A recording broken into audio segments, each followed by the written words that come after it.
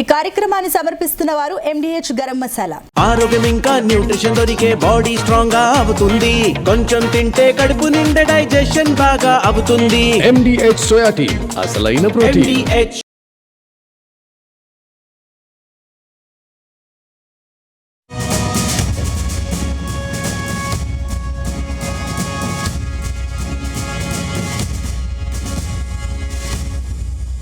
నమస్తే, welcome to Zee Telugu news. నేను స్మిత.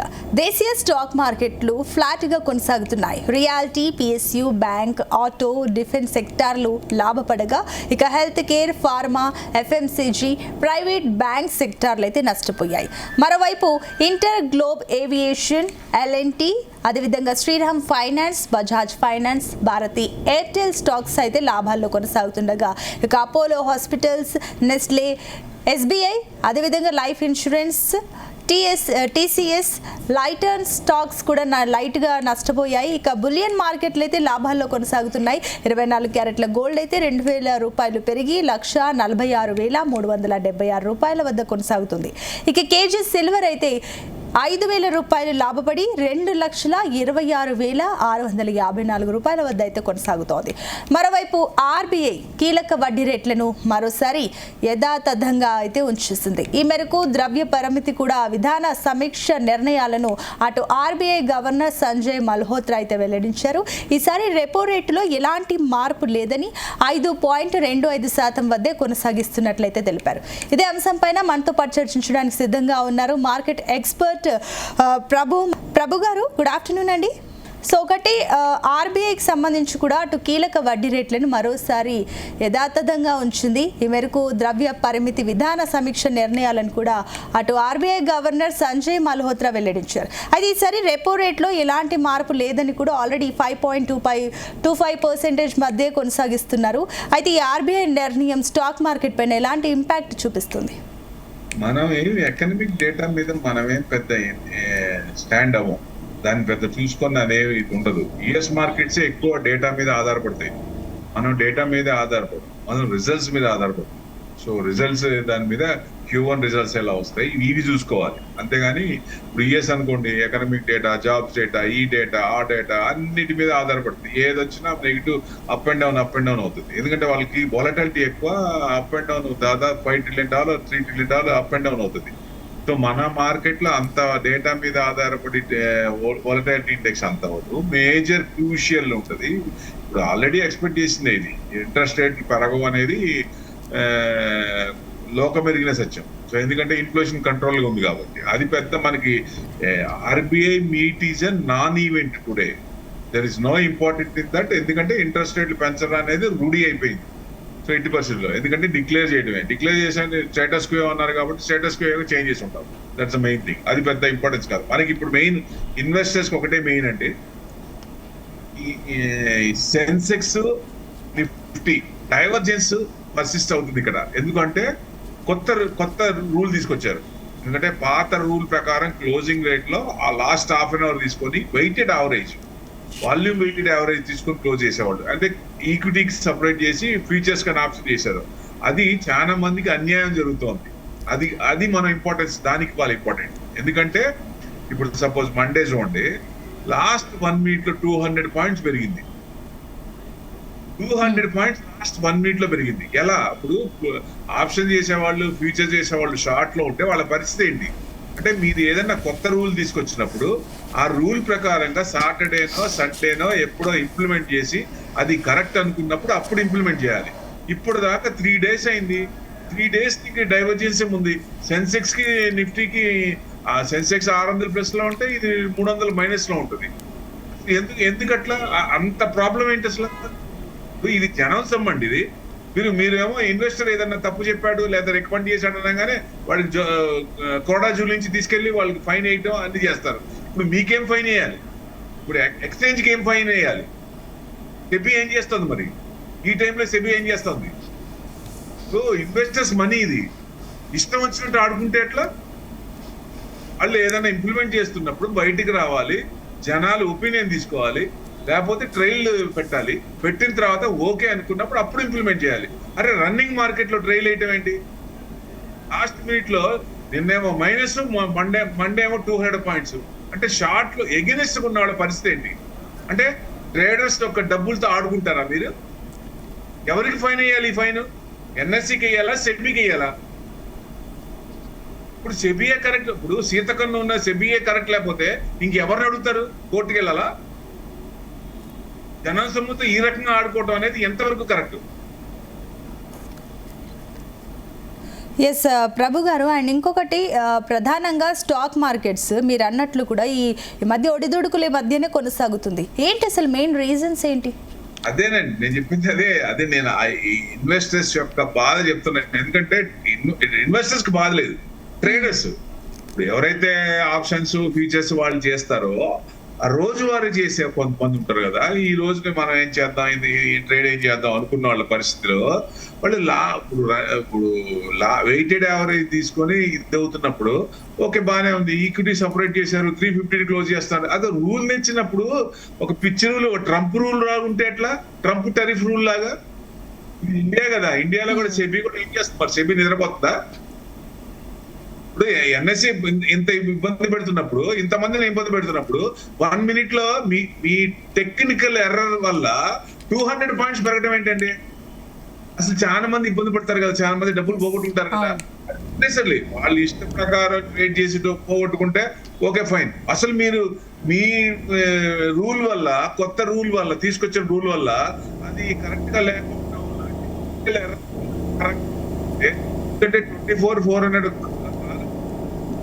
600, 700 దగ్గర చూపిస్తుంది. అది చూపిస్తే మరి ఎంత పెరగాలి? క్రాస్ అయిన తర్వాత ఎంత పెరగాలి? 400, 500, 600 ఉండాలి. అది చూస్తే 200 ఉంది. ఇంకా ప్రాబ్లం ఇప్పుడు మీరు ట్రైల్ బేసిస్ చేసుకొని ట్రైల్ చేసి ఒకసారి కాకపోతే 4-5 సార్లు చేసుకొని అప్పుడు బయటికి రావాలి. అంతేగాని మీరు మీ ఇష్టం వచ్చినట్టు మీ సెబీ ప్రకారం ఎన్ఎస్సి ఏం చేసినా ఓకే అనుకుంటే ఎట్లా కుదురుతుంది? ఇది జనాల సొమ్ము, జనాల దగ్గర ఉంది, మీకు ట్యాక్స్ కడుతున్నారు కాబట్టి మీరు కూడా సరైన రూల్ తీసుకొచ్చి కొత్త రూల్ ఏదైనా ఇంప్లిమెంట్ చేసినప్పుడు ట్రైల్ వేసి ట్రైల్ ఓకే అన్నప్పుడు చేయాలి. లేకపోతే మీకు కూడా పనిష్మెంట్ ఉండాలి, ఎన్ఎస్సి కూడా పనిష్మెంట్ ఉండాలి. ఇప్పుడు ఎన్ఎస్సి ఐపీఓ రావడానికి నానా తంటాలు పడుతుంది కదా, ప్రాబ్లమ్స్ బయటికి రావడానికి. చేసిన తప్పులు ఎక్కడ పోవు కదా, పాత తప్పులు ఎక్కడ పోతాయి? మరి అంత ఇదేం చేయాలంటూ మీ ఓన్ గా మీరు ఏమని చేసుకున్నారు, ఎన్ఎస్సి ఏమని చేసుకున్నారు, ఇంటర్నల్ గా వాళ్ళకి నష్టం అంటే జనాలకు సంబంధం లేదు. కానీ ఇప్పుడు రేట్ల విషయంలో, ఇన్వెస్ట్మెంట్ విషయంలో, పోర్ట్ఫోలియో చూస్తే ఆ 200 పాయింట్ ప్లస్ అంటే పెరిగిన వాళ్ళకి బాగానే ఉంటుంది. మరి అమ్మేసుకున్న వాళ్ళు వాళ్ళ పరిస్థితి ఏంటి? అరే ఇంకా రేపు రాకుంటే బాగుంటుంది అనిపిస్తుందా లేదా? సో ఆ కదా, సో ఇన్వెస్టర్స్ కైనా ఒక రకంగా బాధే, ట్రేడర్ కైనా ఒక రకంగా బాధే. టెక్నికల్ ఎర్రర్ అనేది, టెక్నికల్ స్నాక్స్ అనేది రాకూడదు. ఒకవేళ వస్తుంది ఒక డౌట్ ఉంటే చేసుకొని దాని ప్రకారంగా ట్రైల్ వేయాలి. కానీ ఈ రకంగా జనాల్ని, ఇన్వెస్టర్ ని, ట్రేడర్ ని ఇబ్బంది పెట్టడం అన్నది ఎంతవరకు కరెక్ట్? ఇది కరెక్ట్ కాదు. చాలా మంది ఇబ్బంది పడుతున్నారు దీనివల్ల. ఎందుకంటే మీరు కొరడా పట్టుకొని ఎవరో ఇబ్బంది పెడుతున్నారు, జనాలందరినీ మోసం చేస్తున్నారు. లేకపోతే విజయవాడలో సత్యనారాయణపురంలో అందరూ ఇన్వెస్టర్స్ కూడా డబ్బులు ఇచ్చి వాళ్ళు మొత్తం 5 కోట్లు 500 కోట్లు తీసుకొని పారిపోయినప్పుడు అట్లాంటి వాళ్ళు పట్టుకొని అది కొరడించండి, అది కరెక్ట్. అంతేగాని మీరే తప్పులు చేస్తే, ఇలాంటి టెక్నికల్ ఎర్రర్ స్నాక్ తీసుకొస్తే చిన్న చిన్న ఇన్వెస్టర్ కి ఎంత మంది ఇబ్బంది పడతారు, ఎంత మంది క్యాపిటల్ పోతే మళ్ళీ తెచ్చుకోవాలంటే ఎంత కష్టం. అబ్సల్యూట్లీ మీరు చెప్తున్నట్లు వాస్తవమే. అంటే మీరు చెప్తున్నట్లు ఈ టెక్నికల్ ఎర్రర్స్ ఈ గతంలో ఎప్పుడైనా ఫేస్ చేశారా? ఇది ఫస్ట్ టైం? ఎప్పుడైనా సరే కొత్తది ఏదైనా చేసినప్పుడు సాటర్డే ట్రైల్ ఎర్రర్ రన్ చేస్తారు. రన్ చేసిన తర్వాత ప్రాబ్లం చూస్తారు. అసలు ఈసారి ట్రైల్ ఎర్రర్ వేయలేదు. ఎవరు ఇచ్చారు పర్మిషన్? సెబీ ఇచ్చిన permission, SEBI has to bear that. ఎవరైతే నష్టపోయారో వాళ్ళందరికీ ఆ సెబీ పే చేయాల్సిందే. ఇప్పుడు కార్వీలో కనుక ఆ షేర్లు రాకపోతే ఏం చేశారు? చివరికి ఆప్షన్ పెట్టి వచ్చిన డబ్బుల్లో కొన్న రేటుకి ఇచ్చారు. అక్కడ కూడా మోసం చేసింది సెబీ. అది 100 రూపాయలు ఎప్పుడో 10 సంవత్సరాల కింద కొంటే కార్వీ 2016-17 ప్రాబ్లం వస్తే అది క్లోజ్ అయితే అప్పుడు ఎప్పుడు ఇచ్చారు? సెటిల్మెంట్ రేట్ 100 రేట్లు ఎప్పుడో నేను కొన్న రేట్ 100 రూపాయలు ఇచ్చారు. ఎంతమంది అన్యాయం అయిపోయారు అట్లా? అంటే సెబీ కూడా ఈ రకంగా తీసుకోవడం ఎంతవరకు కరెక్ట్? ఎందుకంటే రూల్ ప్రకారం కరెక్ట్, రూల్ బేస్ ప్రకారం కరెక్ట్ గా చేసుకుంటే అప్పుడు నమ్మకం వస్తుంది, సెబీ మీద కూడా నమ్మకం వస్తుంది, ఎక్సైజ్ మీద భరోసా వస్తుంది. మీరు ఎక్స్చేంజ్ ఈ రకంగా చేస్తే ఇక మామూలు వాళ్ళకి ఎట్లా వస్తుంది? అందుకనే ఎక్కువ మంది కూడా ఇండియాలో కష్టం ఇలాంటివి ఉన్నాయి, జిక్స్ ఉన్నాయి, సడన్ స్పైక్స్ ఉంటాయి, సడన్ డ్రాప్స్ ఉంటాయి. ఇవన్నీ ఎందుకు, మనకి హ్యాపీగా ఇన్వెస్ట్మెంట్ చేసుకుందామని ఇన్వెస్ట్మెంట్ యాంగిల్లో ఇంట్రెస్ట్ అంటే ట్యాక్స్లు ఎక్కువ అనే ఉద్దేశంతో ఎక్కడైతే కంట్రీలో ట్యాక్స్ లేవో వాళ్ళు వెళ్ళిపోతున్నారు. ఎఫ్ఐ చూసాం కదా, కన్సిస్టెంట్ గా వాళ్ళు అమ్ముతూనే ఉన్నారు, కన్సిక్యూటివ్ మంత్స్ నుంచి అమ్ముతూనే ఉన్నారు. ఎందుకు అమ్ముతున్నారు? ట్యాక్స్ ఎక్కువ అని. ఇప్పుడు మనకి ట్యాక్స్ ఎక్కువ, బయట కంట్రీలు చూస్తే ట్యాక్స్ లేవు. సో ఇవన్నీ ఉన్నాయి కాబట్టి ఎఫ్ఐఎస్ ఇప్పుడు కొంచెం శాంతి పట్టుతున్నారు. వాళ్ళు కూడా కొంచెం చిన్న చిన్నగా బయింగ్ జోన్ లోకి వచ్చారు. సో మార్కెట్ ఇప్పుడు కనుక గవర్నమెంట్ వాళ్ళని పిలిచి 2019 లో వాళ్ళకి కార్పొరేట్ డైరెక్షన్ ట్యాక్స్ ఇచ్చాం. ఎంత ఇచ్చాం? 30% నుండి 22% చేసాం. ట్యాక్స్ బాగా తగ్గించాం, 8% తగ్గించారు. అప్పుడు మేడమే తగ్గించారు, బ్రహ్మాండంగా పెరిగింది. ఇప్పుడు madam long term capital gains ససేమిరా అంటున్నారు. ఇప్పుడు 12.5 చేశారు. ఇప్పుడు ఇన్వెస్టర్స్ కమ్యూనిటీ ఎదురు చూస్తోంది ట్యాక్స్ కట్ చేస్తారు. సరే, ఒకటి లేదు అని చెప్పారు, మిగతా గురించి మాట్లాడాల. షార్ట్ టర్మ్స్ కానీ ఎస్సిటి గురించి కానీ మాట్లాడాల. సో వాటి గురించి ఏమన్నా పాజిటివ్ చెప్తారా అంటే పాజిటివ్ లే. ఇప్పుడు ఎఫ్ఐఎస్ ని పిలిచి మాట్లాడిస్తారా? ఎందుకంటే వాళ్ళని పిలిచి మాట్లాడితే వరదలా వస్తుంది మళ్ళీ వెనక్కి డబ్బు. ఎందుకంటే ఈ పాటికే మనకి వరల్డ్ మార్కెట్ మొత్తం హైలో ఉన్నాయి, ఆల్ టైమ్ హైకి 30% 40% పైన ఉన్నాయి. మనది ఇంకా ఆల్ టైమ్ హై రావడానికే ఇంకా 6% 7% దూరంలో ఉన్నాం. ఎందుకని? ఇట్లాంటివన్నీ ఇంప్లిమెంట్ అవ్వట్లేదు, వాళ్ళని పట్టించుకోవట్లేదు. వాళ్ళు 2.5 సంవత్సరాల నుంచి ఆ తెగ నమ్ముతూనే ఉన్నారు, ఉన్నదాన్ని నమ్ముకుంటూనే ఉన్నారు. మరి ఎట్లా వాళ్ళు వెనక రావాలంటే వాళ్ళకి ట్యాక్స్ వచ్చో, వాళ్ళకి ఇప్పుడు బ్యాంకుల్లో కనుక ఎఫ్సిఎన్ఆర్ బాండ్స్ వీటి మీద వాళ్ళు ఏమైనా ఇన్వెస్ట్మెంట్ చేస్తే, డిపాజిట్ చేస్తే బ్యాంక్స్ లో, వాటి మీద ట్యాక్స్ లేకుండా చేశారు. అంటే మీకు డాలర్స్ అవసరం అయినంత వరకేమో ఫారెక్స్ రిజర్వ్స్ లో డాలర్స్ తగ్గుతున్నాయి, క్రూడ్ కొనాలనుకున్నప్పుడు ఇబ్బంది అయినప్పుడేమో బ్యాంక్స్ లో డాలర్స్ ఎంతవరకు కావాలో అంతవరకు టార్గెట్ పెట్టుకుని $50 బిలియన్ ఎక్స్పెక్ట్ చేశారు, డాలర్స్ వస్తున్నాయి. మరి మార్కెట్ లో కూడా ఎఫ్ఐఎస్ సంగతి పట్టించుకుంటే డెఫినెట్ గా డాలర్స్ ఇబ్బడిగా వచ్చే అవకాశాలు ఉన్నాయి కదా. అది ఎందుకు పట్టించుకోవట్లేదు? అది పట్టించుకుంటే ఈ పాటికి మన మార్కెటే 30,000 ప్లస్ ఉండేది. ఇది ప్లస్ ఉండేది నిఫ్టీనే. ఇప్పుడు మనకేంది ఆల్ టైమ్ హై 26,277,300 రావడానికి గగనం అయిపోయింది, ఆల్ టైమ్ హై టచ్ అవడానికి. ఎందుకంటే ఇవన్నీ ఉన్నాయి. సో మనకి ఏమైనా కంపెనీలు బాగాలేదా? కంపెనీలు బ్రహ్మాండంగా ఉన్నాయి. Q1 results fantastic. 2024 లో ముందు ఎంత జూమ్ లో ఉన్నాయో ఆ దానికంటే ఇప్పుడు వచ్చిన రిజల్ట్స్ కి దాటేసినాయి ఆ పర్సంటేజ్. సో ఇంకా రిజల్ట్స్ రావాల్సినాయి. ఇంకా రిజల్ట్స్ వచ్చినప్పుడు ఇంకా పెరిగే ఛాన్స్ ఉంది. అంటే అంటే ప్రభు గారు మీరు అన్నట్లు కూడా, ఎందుకంటే ఈ ట్యాక్స్ విషయంలో కూడా చాలా మంది కాస్త డిసప్పాయింటెడ్గా ఉన్నారు. మీరు అన్నట్లు ఎక్కడైతే ట్యాక్స్ లేదో అటువైపుగా వెళ్ళే వాళ్ళు చాలా మంది ఉన్నారు. 1 కోటి సంపాదించిన వాళ్ళు 30% స్లాబ్ లో ఉంటే 42% ట్యాక్స్ కట్టాల్సి వస్తుంది. అంటే జిఎస్టీ అంటారు, ఆఎస్టీ అంటారు. ఆల్మోస్ట్ సగానికి దగ్గరలో ఉన్నారు వాళ్ళు, సంపాదించిన సగం. ఇప్పుడు మీరు రూపాయలు సంపాదించినాక 50% 50 లక్షలు కట్టాలంటే ఎంత పెయిన్ ఉంటుంది? ఒక్క కంట్రీ చెప్పండి, అంత ట్యాక్స్ ఉన్న కంట్రీ ఒక్కటి చెప్పండి, ఏదన్నా ఒక ఏ కంట్రీలో లేదు. అందుకనే అందరికి భయం వేస్తోంది. ఇండియాలో ఇన్వెస్ట్మెంట్ చేయాలంటే కష్టం. ఎవరైనా అవకాశం ఇండియాలో ఉండి ఎన్ఆర్ఐ అంటే ఓకే, అక్కడికి వెళ్తారు. ఇప్పుడు ఇండియాలో ఉన్న వాళ్ళు చేయాలంటే వేరే కంట్రీకి వెళ్ళి ఒక 3 months 6 months అక్కడ ఉంటే గానీ సిటిజన్షిప్ రాదు. సో అట్లాంటప్పుడు ఎట్లా కుదరని వాళ్ళు ఎలా చేస్తారు? కంపల్సరీ ఇక్కడే పెట్టుకోవాలి. ఆ పర్సంటేజ్ తప్ప కుదిరిన వాళ్ళందరూ they are flying from India. So బయటికి వెళ్ళిపోయి బయట కంట్రీ, దుబాయ్ లోనో ఎక్కడ ట్యాక్స్ ఏ కంట్రీస్ అయితే లేవో, ఒక 10 కంట్రీస్ ఉన్నాయి ట్యాక్స్ లేవు ఆ కంట్రీస్ లో. ఆ కంట్రీస్ లో ఇన్వెస్ట్మెంట్ చేస్తున్నారు. అదే మనం ఇవన్నీ గనక సరి చేసుకుంటే మన మార్కెట్ కూడా బ్రహ్మాండంగా పెరిగే ఛాన్స్ ఉంటుంది. డెఫినెట్ గా మేడం కూడా పునరాలోచించి మంచి ఇప్పుడు మార్కెట్ కి ఏదన్నా సపోర్ట్ ఇస్తే డెఫినెట్ గా మంచి పెరిగే ఛాన్స్ ఉంటుంది. అంటే ఇంకొకటి ఎఫ్ఐఎస్ ఇన్వెస్ట్మెంట్స్ ఎలా ఉన్నాయి? మన సైడ్ బానే ఉందా వాళ్ళది? ఎఫ్ఐఐస్ మొన్నటి దాకా అమ్మారండి, ఇప్పుడు బయింగ్ లోకి వచ్చారు. ఇప్పుడు బయింగ్ లో చిన్నగా 500 crores 1,000 crores కొంటున్నారు. అంటే వాళ్ళ అగ్రెషన్, సెల్లింగ్ అగ్రెషన్ తగ్గింది. అంటే ఇండియా మీద పార్ట్నర్ వస్తుంది. ఎందుకంటే ఇప్పుడు ఐటీ ఇండెక్స్ ఉంది 50% అబౌవ్, రీటైల్ ఇండెక్స్ బాగా పడింది. స్టాక్స్ అయితే 20% 30% అట్లా పడ్డాయి.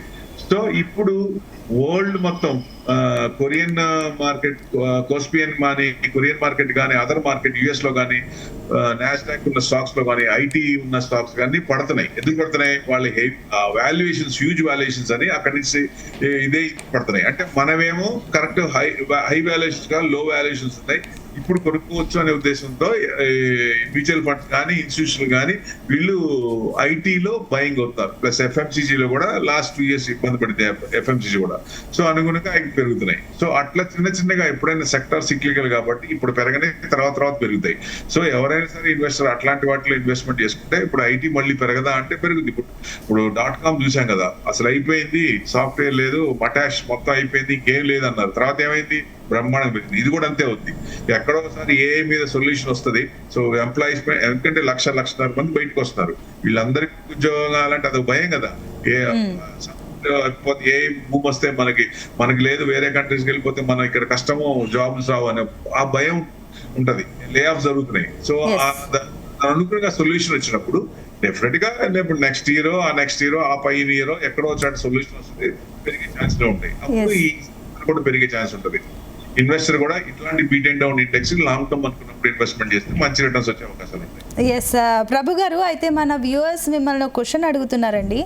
ఎల్ఐసి అండ్ అదేవిధంగా ఓఎఫ్ఎస్ సంబంధించి కూడా వాళ్ళు అడుగుతున్నారు. ఈరోజు సమ్ ఆఫర్ ఉందని చెప్పేసి అంటున్నారు. అండ్ ఆల్రెడీ కొన్న వాళ్ళు ఎవరైతే ఉంటారో కూడా వాళ్ళకి సంబంధించి ఏ రకంగా ఉంటుంది, అండ్ ఈరోజు ఏమైనా కొంటే బెటరా ఏంటి, మీరు ఏం సజెస్ట్ చేస్తారు? నేనైతే వద్దంటాను. ఓకే, ఇప్పుడు ఎల్ఐసి 900కి ఇచ్చాం, డిస్కౌంట్ తో 900కి ఇచ్చాం. ఎంత ఉందండి ఇప్పుడు అది అసలు అండర్ వాల్యూస్. ఇప్పుడు ఏదన్నా మార్కెట్ పడినప్పుడు కానీ ఆగపడ్డప్పుడు అదాని స్టాక్స్ గవర్నమెంట్ కొనమంటే దడ వచ్చేసి అప్పుడు కొన్నారు కదా. సో గవర్నమెంట్ ఎప్పుడన్నా హింట్ ఇచ్చినప్పుడు మార్కెట్ పడినప్పుడు ఈ ఇన్స్టిట్యూషనల్ గా బై చేసేది ఎవరు? ఫస్ట్ లైన్ లో ఉండేది ఎల్ఐసినే. కానీ హ్యూజ్ మనీ ఉంది వాళ్ళకి, ఇంట్రెస్ట్లు బాగా ఇస్తారు, డివిడెండ్ బాగా ఇస్తారు. కానీ ఇక్కడ చూస్తే గ్రోత్ స్టాక్ లో కనపడట్లేదు. ఇప్పుడు మళ్ళీ దాన్ని ఇస్తే ఎవరికి టేస్ట్ ఉంటుంది? ఈవెన్ మీరు నన్ను అడగటం కాదు, ఏజెంట్స్ అడగండి, పెట్టమని అనుకుంటే ఆ మూడు దూరంలో కూడా కనపడరు వాళ్ళు. ఇప్పుడు 5,000 వస్తుంది, 6,000 వస్తుందని ఇప్పటిగా ఎల్ఐసి ఇష్యూ రాగానే పెద్ద ఇష్యూ అని చెప్పి మా కంపెనీ బాగా వస్తుందని చెప్పి విపరీతంగా అకౌంట్ ఓపెన్ చేశారు. ఆ అకౌంట్ ఓపెన్ చేసిన దగ్గర నుంచి ఇప్పుడు దాకా ఒక ట్రాన్సాక్షన్ లేదు వాళ్ళకి. అంటే మార్కెట్ మీద అంత అలిగారు వాళ్ళు. 5,000 వస్తాయి, మాకు డబ్బులు వస్తాయి అనే ఉద్దేశంతో. ఎందుకంటే ఎప్పుడైనా సరే అది కూడా ఎక్స్పెక్టేషన్స్ ఎక్కువ ఉన్నప్పుడు రానప్పుడు ఇబ్బంది పడాల్సి వస్తుంది. అట్లా కాదు కదా, వేరే కూడా ఉంటాయి ఇన్వెస్ట్మెంట్ యాంగిల్. అలా చూసుకొని చేసుకుంటే బెస్ట్, డైవర్సిఫైడ్ చేసుకొని పెట్టుకుంటే మంచిది. ఆ మంత్రాన్ని ఏమంటావు, తంత్రం అంటారు కదా, డైవర్సిఫైడ్ ఒకే దాంట్లో అనుకుంటే అట్లానే ఉంటుంది. సో డైవర్సిఫైడ్ చేసుకుంటే డెఫినెట్ గా ఎవరైనా సరే ఒక సెక్టార్ పడినా, ఒక కంపెనీ పడినా ఆ ఇండెక్స్ లో కానీ ఆ సెక్టర్ లో కానీ కొంచెం వేరే పెరిగే ఉంటాయి కాబట్టి సేఫ్ గా ఉంటారు. పర్సెంటేజ్ ఆఫ్ లాస్ తక్కువ ఉంటుంది. అదే మీకు ఒక దాంట్లో పెట్టినప్పుడు అది 20%, 30% పెడితే మీరు 10 లక్షలు పెడితే 3 లక్షలు, 4 లక్షలు అయిపోతాయి. అవి in the sense it's book loss, not original loss. మళ్ళీ పెరిగేదాకా ఆగాల్సి వస్తుంది. ఓకే, సో ప్రభు గారు, అండ్ ఇంకొకటి ఏంటంటే కూడా చాలా మంది సేఫెస్ట్ ఇన్వెస్ట్మెంట్గా గోల్డ్ అండ్ సిల్వర్నే చూస్తుంటారు. కాబట్టి బులియన్ మార్కెట్ గురించి ఒకసారి చూద్దాం. సో బులియన్ మార్కెట్ అయితే ప్రాఫిట్స్లోనే కనిపిస్తుంది. సో ఈ టైంలో బంగారం పైన ఇన్వెస్ట్ చేయాలనుకునే వారికి ఇది కరెక్ట్ టైమేనా? బంగారం ఇన్వెస్ట్మెంట్ టైం అనేది ఎప్పుడైనా టైమే. ఎందుకంటే అది ఇమీడియట్ లిక్విడిటీ, సేఫ్ హెవెన్ కాబట్టి. ఎందుకంటే ఎప్పుడైనా సరే అర్ధరాత్రి అయినా సరే మనకి లిక్విడిటీ క్యాష్ అది అవసరం అనుకుంటే గోల్డ్ ఇచ్చేసి ఎవరైనా సరే డబ్బులు తీసుకుంటారు. ఏదైనా షాప్ లో కానీ, ఏదైనా మనకి నైబర్స్ కానీ ఎవరి దగ్గర అయినా సరే ఇమీడియట్ గోల్డ్ అంటే ఇమీడియట్ క్యాష్ అది. సో ఇన్వెస్ట్మెంట్ యాంగిల్లో చూస్తే అది డైవర్సిఫై చేసినప్పుడు కొంత గోల్డ్ బెస్ట్. ఎందుకంటే పివి నరసింహారావు గారు రిఫార్మ్స్ చూశారు. మనం 91 లో మనం గోల్డ్ ని అమ్ముకొని మనం బయటికి ఎట్లా వచ్చాం ప్రాబ్లం లో.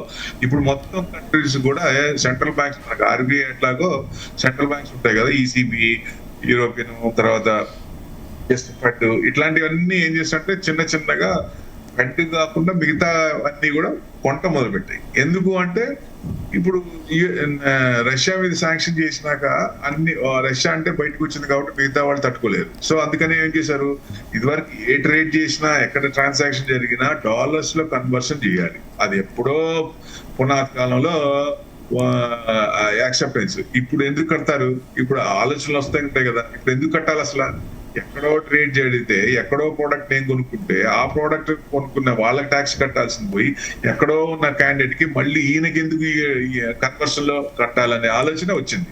సో అక్కడి నుంచి మార్పులు వచ్చినాయి. సో డాలర్స్ నుంచి గోల్డ్ కన్వర్షన్ లో మారుతున్నారు. ఆ కన్వర్షన్ లో మారుతున్నందుకు గోల్డ్ కొంచెం పెరుగుతా ఉంది.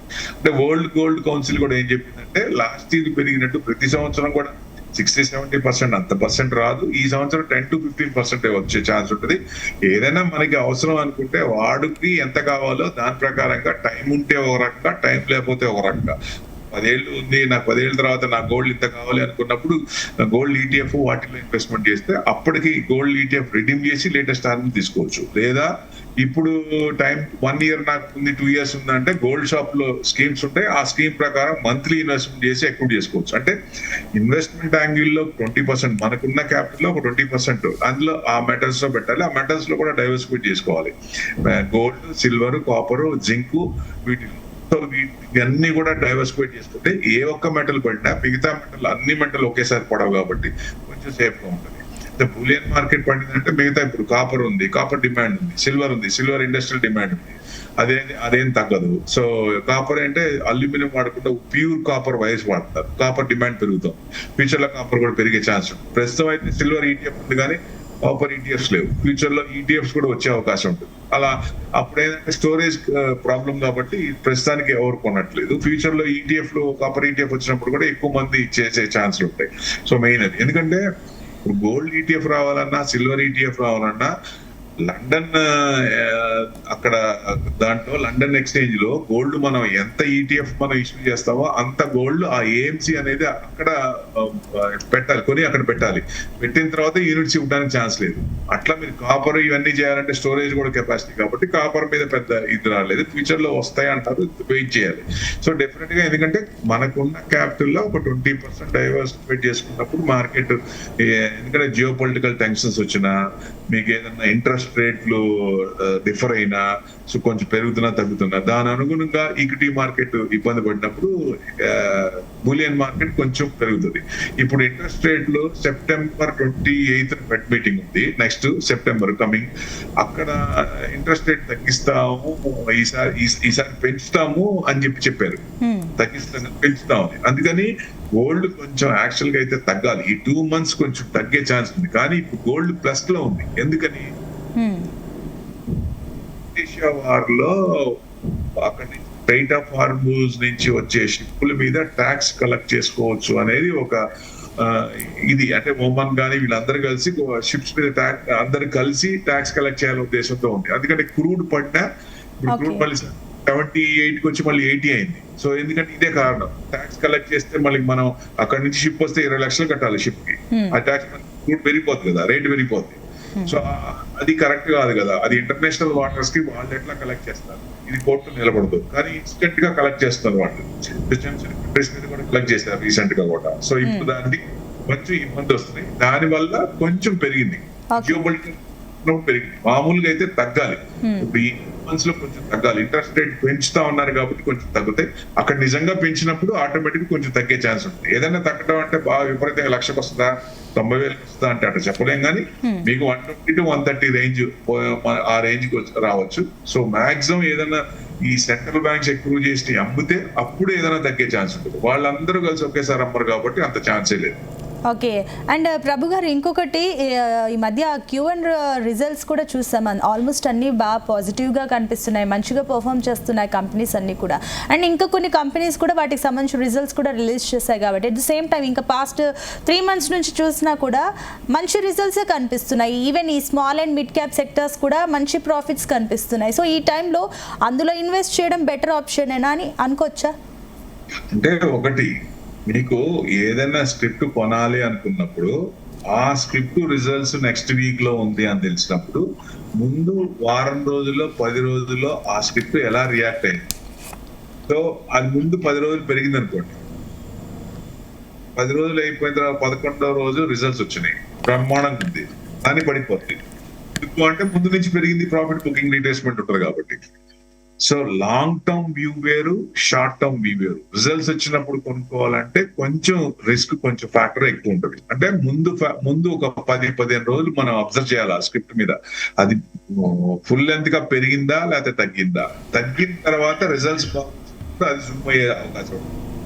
లేదు రిజల్ట్స్ బాగుండవు అనే ఎక్స్పెక్టేషన్స్ తో తగ్గినప్పుడు ఆ రిజల్ట్స్ నిజంగా అనుకున్న దానికంటే ఎక్కువ బ్యాడ్ ఇస్తే పడిపోద్ది. సో ఈ రిస్క్ ఫ్యాక్టర్ ఉంటుంది ఎవరికైనా. సో ఇన్వెస్టర్ కి లాంగ్ టర్మ్ వ్యూ పెట్టుకున్నప్పుడు ఇట్లాంటివి ఏదైనా పడినప్పుడు అది నిజంగా మంచి కంపెనీ, ఆ ప్రోడక్ట్ బాగుంది, సేల్స్ బాగుంది, గ్రోత్ ఉంది, సో మేనేజ్మెంట్ నెగిటివ్ లేవు, ఇట్లాంటి కంపెనీలు పెట్టుకున్నప్పుడు డెఫినెట్ గా లాంగ్ టర్మ్ లో మళ్ళీ పైకి వచ్చే ఛాన్స్ ఉంటుంది. డౌన్స్ ఎప్పుడు, ఎందుకంటే పడినప్పుడు మళ్ళీ పైకి రాదు అనుకోలేం కదా. ఎప్పుడు పడిందో ఆ డిస్కౌంట్ కూడా క్రియేట్ అవ్వాలంటే మన దగ్గర క్యాష్ ఉండాలి. సో మనం కొనుక్కున్న రేటుకి మార్కెట్ లో పడిన రేటుకి ఒక 15-20% డిఫరెన్స్ ఉన్నప్పుడు అక్రూడ్ చేయొచ్చు. ఎందుకంటే మార్కెట్ కనుక యూ టర్న్ తీసుకుంటే మీన్ యావరేజ్ 10% దాంట్లో వచ్చేస్తుంది తొందరగా మనం ఇండివిజువల్ ఎవరికి వాళ్ళ ప్లాన్స్ ఉంటాయి, వాళ్ళ టేస్ట్ ప్రకారం దాని ప్రకారంగా బ్రాడర్ వ్యూ అంటే ఒక ఎత్తు, షార్ట్ వ్యూ అంటే ఒక ఎత్తు. దాని ప్రకారంగా కొంచెం స్టడీ చేసి మార్కెట్ లో ఇన్వెస్ట్మెంట్ చేస్తే ఎవరికైనా సరే మంచి రిటర్న్స్ వచ్చే అవకాశాలు ఉంటాయి. Right, thank you so much అండి ప్రభు గారు for your valuable time. So మొత్తంగా చూస్తే కూడా అంతర్జాతీయ మార్కెట్స్లో కూడా కాస్త ఒడిదుడుకులు కనిపించినప్పటికీ కూడా ఆల్మోస్ట్ Q1 రిజల్ట్స్ తర్వాత చాలా మందికి అయితే కాస్త కాన్ఫిడెంట్ అయితే వచ్చింది. ఈ Q1 రిజల్ట్స్ తర్వాత ఏమేమైనప్పటికీ అందులో పాజిటివ్ ఉన్నప్పటికీ కూడా కాస్త 1-2 సార్లు క్రాస్ చెక్ చేసుకొని ఇన్వెస్ట్ చేయడం బెటర్ అంటూ కూడా ఎక్స్పర్ట్స్ అయితే సూచిస్తున్నారు. At the same time risk management కూడా చాలా ముఖ్యం, ఓర్పుగా ఉండాలంటూ కూడా నిపుణులు అయితే చెప్తున్నారు. ఇంకా భవిష్యత్తులో ఈ మార్కెట్ ఇంకా ఎన్ని ఒడిదుడుకులు చూస్తుంది అండ్ అదేవిధంగా వీటికి సంబంధించి కీలకమైన ఫ్యాక్టర్స్ కూడా నెక్స్ట్ వచ్చే స్టాక్ మార్కెట్ అప్డేట్స్లో తెలుసుకుందాం. Until then keep watching Telugu news.